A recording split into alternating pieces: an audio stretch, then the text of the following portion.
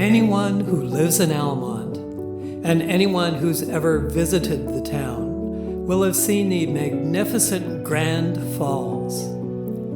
Though they're not quite as accessible, many will also be familiar with the beautiful Mill Falls.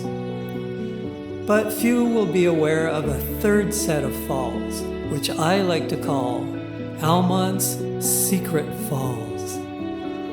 They're hidden away in a wooded oasis of serenity behind the hillside church on Almonte Street.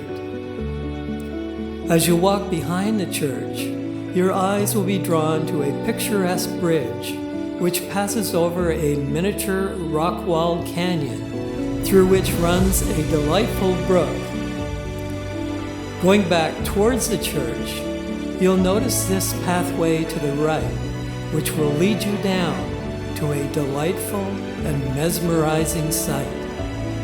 In moments, you'll find yourself slipping into a zen-like state in which time seems to slow down. These are Almonte's Secret Falls. Namaste.